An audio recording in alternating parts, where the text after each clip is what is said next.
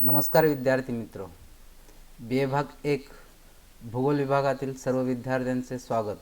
मित्रो, आपण अभ्यास करत आहोत बी भाग 1 भूगोल पेपर क्रमांक 1 प्राकृतिक भूगोल. प्राकृतिक भूगोलामधला टॉपिक क्रमांक 4 डेनोडेशन अनाच्छादन. आत्तापर्यंत या टॉपिकमध्ये आपण विदारण म्हणजे काय पाहिलं, विदारणावरती परिणाम करणारे घटक अभ्यासले, त्यानंतर विदारणाचे प्रकार पाहिले. विदारणाचे एकूण 3 प्रकार आहेत: कायिक विदारण, रासायनिक विदारण आणि जैविक विदारण. कायिक विदारण म्हणजे काय, त्यानंतर कायिक विदारणाचे घटक कोणकोणते आहेत, त्याचबरोबर कायिक विदारणाचे प्रकार कोणकोणते आहेत, हे 4 प्रकार: कण विखंडन, दल विखंडन, खंड विखंडन आणि अनियमित विखंडन. त्यानंतर आपण पाहिलं रासायनिक विदारण. रासायनिक विदारण म्हणजे काय, रासायनिक विदारणाचे घटक कोणकोणते. 2च घटक आहेत, जसं पावसाचे पाणी आणि वायू. हे 2 रासायनिक विदारणाचे घटक असलेले आपण पाहिलेले आहेत. त्यानंतर रासायनिक विदारणाचे प्रकार: द्रवीकरण, भस्मीकरण, त्यानंतर कार्बोनेशन आणि जल अपघटन, हायड्रेशन त्याला आपण म्हणतो, हे पाहिलेले आहेत.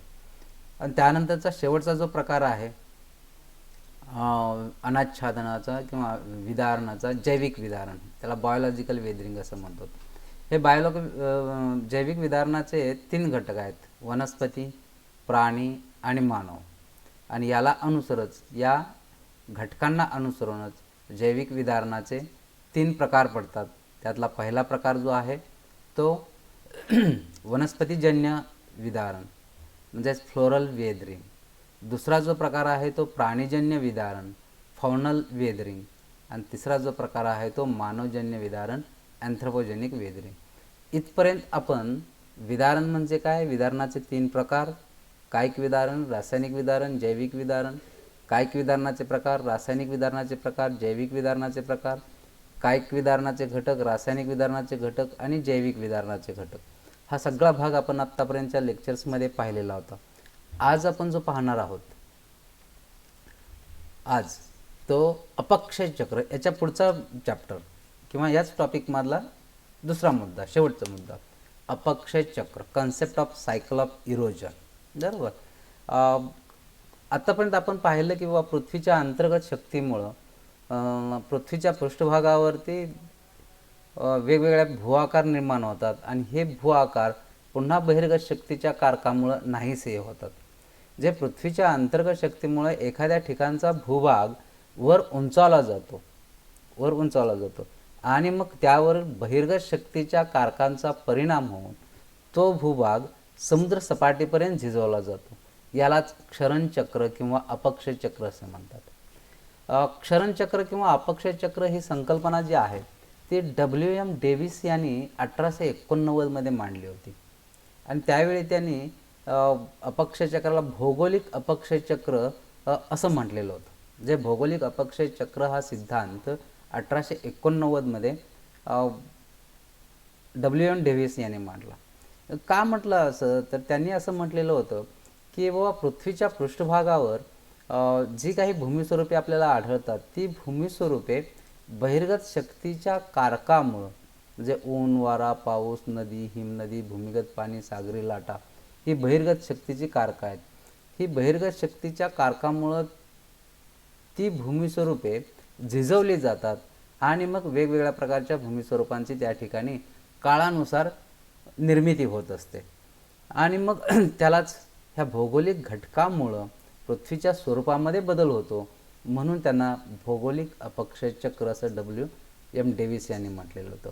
आता ह्या भौगोलिक अपक्षय चक्रामध्ये खनन आणि संचयन ह्या 2च क्रिया अत्यंत महत्त्वाच्या असतात. खनन आणि संचयन. या खनन आणि संचयन क्रिया खरं तर बहिर्गत शक्तीची कारकं जी आहेत ते 3 प्रकारचं कार्य करत असतात: एक खनन, वहन आणि संचयन. म्हणजे एखाद्या ठिकाणी जमिनीचा किंवा पृथ्वीचा भूभाग झिजवला जातो, त्याचं एका ठिकाणाहून दुसऱ्या ठिकाणी वहन केलं जातं आणि जो भाग सखल आहे त्या प्रदेशामध्ये त्याचं संचयन केलं जातं. जे खनन, वहन, संचयन असं त्रिविध प्रकारचं कार्य हे बहिर्गत शक्तीची कारकं करत असतात. पण याच्यामध्ये सगळ्यात महत्त्वाचं काय की खनन आणि संचयन ही 2 कार्य अत्यंत महत्त्वाची. की ज्या दोन कार्यामुळं दोन वेगवेगळ्या ठिकाणी वेगवेगळ्या प्रकारच्या भूमिस्वरूपांची निर्मिती झालेली आपल्याला पाहावयास मिळते. आता ह्या भौगोलिक चक्रालाच वेगवेगळ्या घटकानुसार वेगवेगळ्या प्रदेशामध्ये वेगवेगळ्या प्रकारचे हे अपक्षय चक्र आहेत. अपक्षय चक्र आहेत. जसं नदीचे अपक्षय चक्र, जे नदीमुळे भूपृष्ठाची झीज होऊन वेगवेगळ्या प्रकारच्या भूमिस्वरूपांची निर्मिती होते, त्याला नदीचे अपक्षय चक्र. हिमाच्छादित प्रदेशामध्ये हिम नदी वाहत असते. त्या हिम नदीमुळं भूप्रदेशाची मोठ्या प्रमाणात झीज होते, विदारणाची क्रिया होते आणि त्या ठिकाणी वेगवेगळ्या प्रकारच्या भूमिस्वरूपांची निर्मिती होते. मग हिम प्रदेशामध्ये तयार झालेल्या त्या अपक्षय चक्राला हिम नदीचे अपक्षय चक्र, ग्लेशियल सायकल ऑफ इरोजन असे म्हणतात. त्यानंतर शुष्क अपक्षय चक्र, विशेषतः वाळवंटी प्रदेशामध्ये वाऱ्याचं खनन, वहन, संचयन कार्य प्रभावी असतं. वाळवंटी प्रदेशामध्ये वेगवेगळ्या प्रकारची भूमिस्वरूपे वाऱ्याच्या खनन आणि संचयन कार्यामुळे निर्माण झालेली असतात. मग वाळवंटी प्रदेशामध्ये तयार झालेले जे अपक्षय चक्र आहे वाऱ्याच्यामुळं, त्याला शुष्क अपक्षय चक्र, ॲरिड सायकल ऑफ इरोजन असे म्हटलं जातं. सागरी लाटासुद्धा भूपृष्ठाची झीज मोठ्या प्रमाणात करून आणत असतात. या सागरीय लाटामुळं सागर किनाऱ्यावरती प्रदेशामध्ये भूमिस्वरूपांची निर्मिती होते आणि त्यामुळे त्या ठिकाणी तयार झालेल्या त्या भूप्रदेशात सागरी अपक्षय चक्र असे म्हणतात. आणि त्यानंतर कास्ट अपक्षय चक्र. कास्ट अपक्षय चक्र म्हणजे चुनखडीच्या प्रदेशात भूमिगत पाण्यामुळे वेगवेगळ्या प्रकारची भूमिस्वरूपे त्या ठिकाणी होतात, स्थित्यंतर होतात, त्यालाच कास्ट प्रदेशातील अपक्षय चक्राला कास्ट प्रदेशातील अपक्षय चक्र किंवा कास्ट अपक्षय चक्र असं. म्हणजे एकूण अपक्षय चक्राच्या संकल्पना जर आपण पाहिल्या तर एकूण ह्या 5 संकल्पना आहेत. म्हणजे बहिर्गत शक्तीचं नदी हा एक घटक आहे, हिम नदी हा दुसरा घटक आहे, वारा तिसरा घटक आहे, सागरी लाटा चौथा आणि भूमिगत पाणी हा 5वा घटक आहे. हे सगळे 5च्या 5 घटक प्रभावी असतात, पण त्यांचा प्रदेश मात्र वेगवेगळा असतो. वेगवेगळ्या प्रदेशामध्ये हे 5 घटक त्या ठिकाणी प्रभावी झालेले असतात आणि त्यामुळं त्या प्रदेशामध्ये वेगळ्या प्रकारच्या भूमिस्वरूपांची निर्मिती झालेली असते किंवा निर्मिती होत असते. तुम्हाला जो अभ्यासाला आहे तो नदीचे अपक्षय चक्र, नदीचे फ्युअल सायकल ऑफ इरोजन, हे WM डेव्हिस यांनी मांडलं. WM डेव्हिस यांनी याला जीवनचक्र हे असं सुरुवातीला म्हटलेलं होतं. सुरुवातीला अगदी त्याच्याही पूर्वी अगदी त्यांनी भौगोलिक चक्र असं म्हटलं. भौगोलिक कारण भौगोलिक घटकामुळे होतं. त्यानंतर जीवनचक्र. पहा, माणूस जन्माला येतो, जन्माला आल्यानंतर बाल्यावस्था, त्यानंतर तरुणावस्था, त्यानंतर प्रौढावस्था, त्यानंतर वृद्धावस्था, पुन्हा माणूस मरतो, पुन्हा जन्म घेतो. म्हणजे हे जे चक्र आहे हे जीवनचक्र, मानवाचं जसं जीवनचक्र आहे तसं नदीचं सुद्धा जीवनचक्र असतं.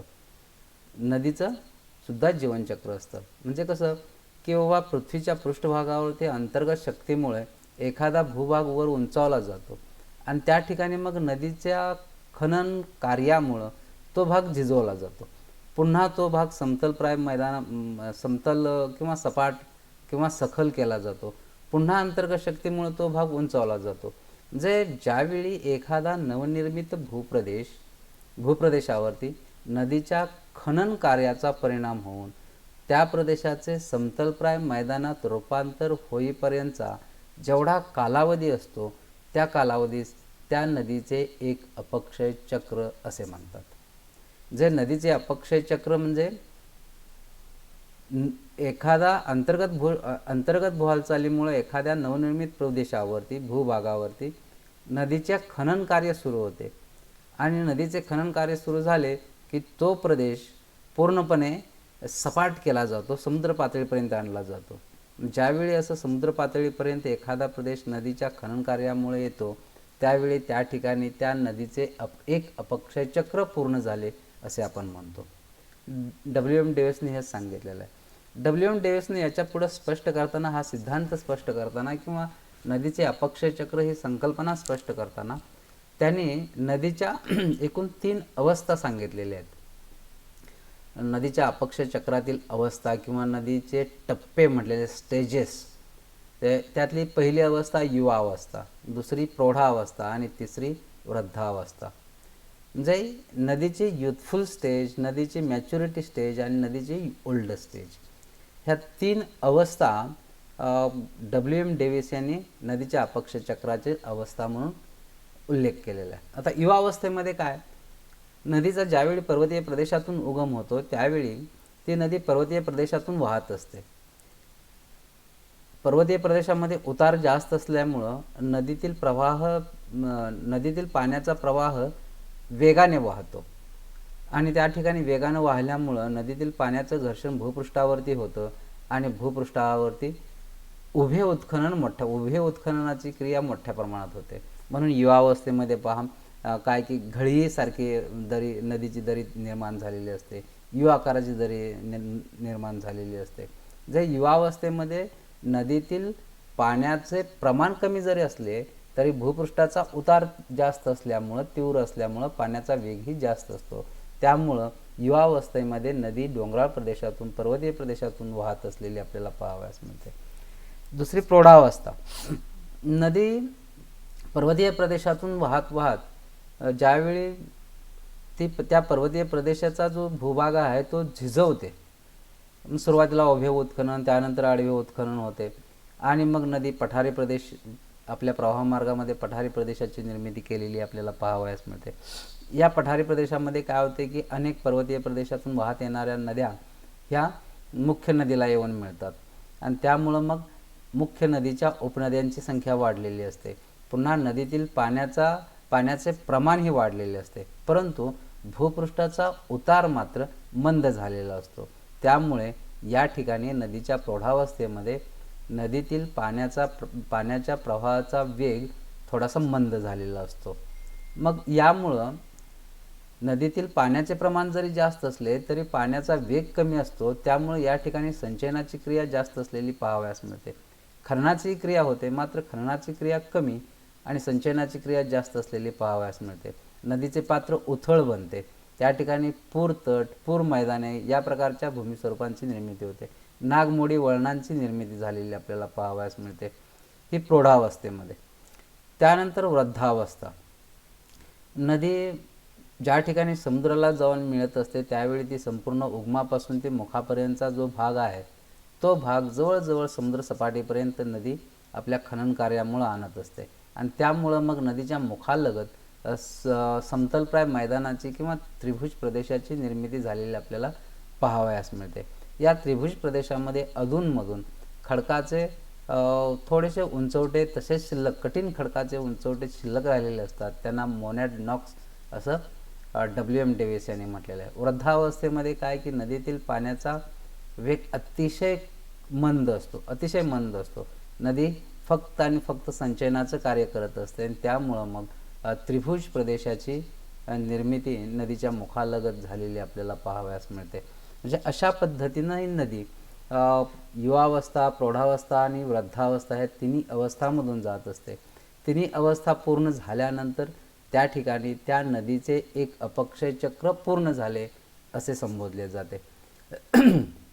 विद्यार्थी मित्र, अशा पद्धतीने नदी आपल्या युवावस्था, प्रौढावस्था आणि वृद्धावस्थेमध्ये वेगवेगळ्या प्रकारच्या भूमिस्वरूपांची निर्मिती करते आणि मग हे नदी पुन्हा वृद्धावस्था प्राप्त झाल्यानंतर पुन्हा अंतर्गत हालचालीमुळे तो भूभाग वर उंचवला जातो.